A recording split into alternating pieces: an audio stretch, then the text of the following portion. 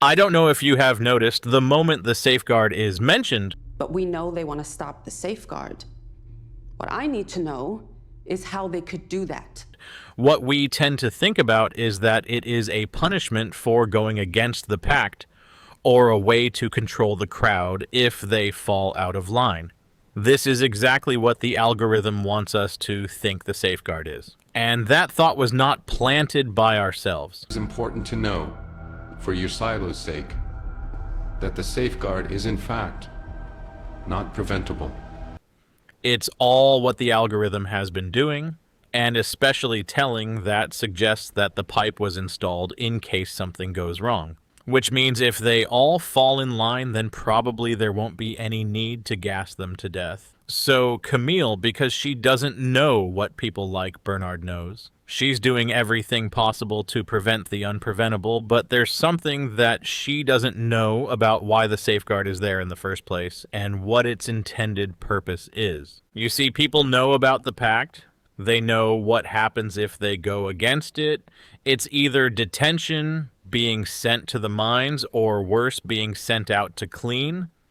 That is the deterrent, but nobody knew there was a safeguard to begin with, so we can't count it as a deterrent measure. It is after knowledge of it gets out that the algorithm tries to come up with an unreasonable explanation to justify its existence. And by now, since we know the whole system is built on a lie, we can never ever trust this machine. And we have already talked about the case that it is not the gray goo that ends people, but actually the gas. So let us find out what the safeguard is for and why it is not a failsafe. It is what decides whether anybody in Silo 18 was ever going to live. If you know anything about a failsafe, it has three things in it. It has a trigger, an operator, and an idle state. The trigger is there as the condition that sets it off, and the operator being the person who decides when the condition is met. Let's take our fire alarm in the house, for example. Any day it does not ring is counted as a success, which is the idle state. Now, compare this to what the safeguard does. We can see a trigger or something like one, and the operator, which is the person making the judgment on when a condition has been met, and that is Silo 1. With Bernard's cluster diagram laying out the outlets and the branches feeding down into the grid. And the most important part, even though you have a fire alarm, you wish it never rings, right? So it's the same way we wish there never comes a time where the safeguard is used and all the 50 silos come out into the sunlight together, dust themselves off, and shake hands. That's what we call a happy ending. But let me be the bearer of bad news. That was never meant to happen. The founders never meant everyone to come out safe and re-inhabit the earth. For them, they actually wanted the safeguard to be used, which means it is not there for safety, or in case something happens, it is a time bomb they set and wait for the right time to detonate. So it is even wrong to call it a safeguard. That is also another lie the founders set up. And now you and I are following in their footsteps by calling it a safeguard, when in fact it is not. Now, Jimmy's mother again, but not for the reason she came up in my previous video. That scene got used before to prove the mechanism could be stopped, and it can, a cap held, a welder beat the end of the world for a while. Fine, turn it around. When did the gas stop? Because if that pipe is a punishment, it has a target. Punishment always has a target.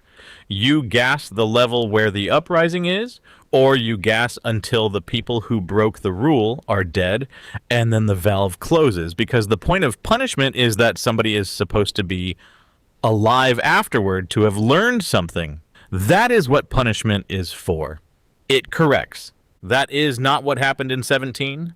The gas did not stop when the ringleaders died. It did not stop when the fighting stopped. It ran, and it kept running, and the only thing on this earth that stopped it was a woman who opened a panel with her own hands and welded metal over the mouth of it, and then sat down in that room and died beside her work. Nobody up in Silo 1 called it off. Nobody looked at a screen and said, right, that's enough, they've got the message. Punishment stops when the lesson lands. This thing was never going to stop because it did not have a target at all. What it had was a quota, and I want to be plain about what that quota was. Everybody. We have seen the shape of it in Silo 17, and people just know that they rebelled and got the gas, somewhat a cause and effect. But what if I tell you it is not their rebellion that killed them, but they were on the list to be eliminated, actually? Same as every other silo. It's just that Silo 17 got theirs earlier because of the rebellion. Camille thinks she's bargaining for the good of the silo. Make them fall in line, do whatever that thing says, and she gets to save her people. Even if that changes her, and changes her relationship with her family. She is not stupid, and she is not a monster. She is a woman who thinks she has found the one honest deal. What she doesn't know is this is a dishonest system.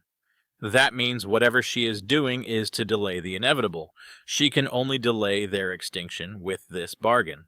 And every drop of that vitamin D plus poured into the water, every person taken off the board, all of it bought exactly what obedience was always going to buy, which is time. I know book readers will say one silo will be chosen to repopulate the world, which means it can be 18 if they fall in. And in my previous video, I said the same thing, that the algorithm hands the world to whichever silo behaved itself best. I want to take that back. Because my question now is, what are the odds? A single silo being chosen out of 50 silos? And with everything that has happened in Silo 18, the odds are against them. Who knows the deciding factor? Since everything is built on a lie, the idea that the algorithm will choose a silo based on their obedience could also be a lie.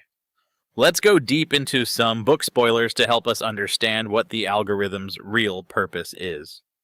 The book that matters most in Hugh Howey's world is The Order, and not The Pact.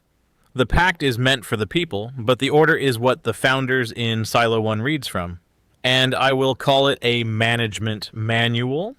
There is a section that give an order on what is to be done to silos that keep demanding for answers, especially asking questions that cannot be contained.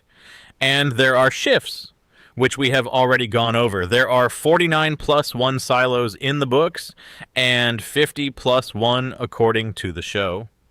The founders are on ice and thawed out 6 months at a time to keep watch, then put back under while somebody else takes the rotation.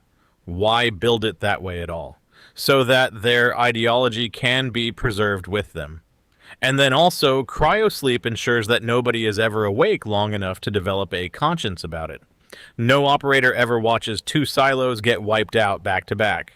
Each man wakes up, handles his portion, and goes back on ice before they can develop empathy. So not one person gets to see many or all of the silos get wiped out at once. Silo 40 and Silo 17 goes down on our watch, and no silo has ever passed an inspection and been marked safe. No community has ever been told, well done, you have scored high enough, the pipe is coming out of your wall. The algorithm scores and scores and scores, and the very best outcome a high score can buy is that somebody else's number comes up first. Isn't that very sad? Which means they will keep eliminating and eliminating until there's only one silo left standing. And then there is something which isn't a doomsday, but actually a good news among everything else I have said. So after every other silo gets wiped out, and there's only one left standing, the population walks out into whatever is left of Georgia and starts the world over, and the founders called it the seed, which is a very pretty word for it. Have you noticed how much prettier their words get the worse the thing is? We started with the safeguard, the cleaning, and now the seed. The whole outside world has actually healed. It is only the ground around the silos that Silo 1 keeps poisoned on purpose, and the only shelter available is for just one of the 49 incubators to inhabit.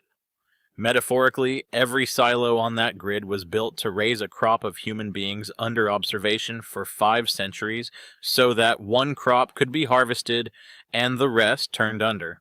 With everything I have said, the evidence supports that the pipe is not the failure of the plan, it is the whole plan. It is the part of the design that does the real job. Everything else, the farms, the pact, the relays, the cleanings, the mayors, the whole beautiful clockwork of Silo 18, all of that is just there to keep the people alive and sortable until Silo 1 is ready to make its pick.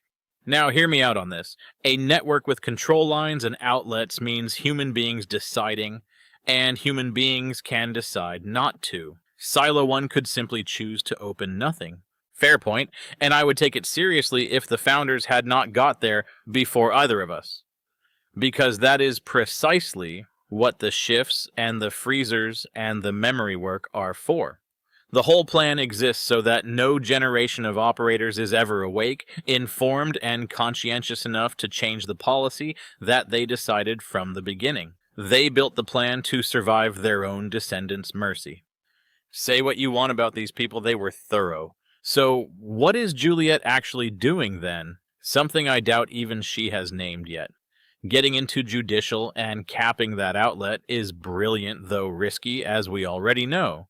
But even if they cap the pipe, Silo 18 is still scored, ranked, and still watched. That is why the algorithm burned its cleverest move of the season on stopping her from finding the outlet. Solo's mother has already set the precedent to show that it is possible, though she gave her life doing it. But this woman did not argue, or try to win a debate with it, or even bargain with it. She just found the place where the plan touched her children, and she put metal over it. And for a while, the end of the world simply did not happen.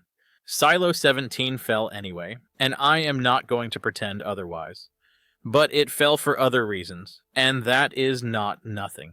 Everything I've discussed with you here in my video goes on to prove that the safeguard is not there in case the silos fail. The silos are there because the safeguard needs something to eventually be used on. They dug 51 holes from the show version, and only one surviving silo is to come out of that alive. And every good citizen down there who kept their head down and followed the pact, and trusted that behaving well would keep their grandchildren safe, was standing in a line, being polite, waiting for a turn that was always coming. Help me send this word to Camille that obedience, it was just prolonging their wiping out.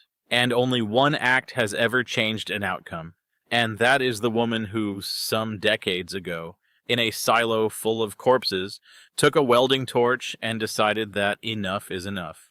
The best Camille should be doing right now, if not openly, is to secretly help the rebellion of which her husband is now part of to succeed, because that is the only way to save everyone. Bernard now has come to realize that, and the earlier Camille also does, the better for her, her son that she loves so much, and everyone. The fate of the 10,000 people rests on her, and the earlier she acts, the better.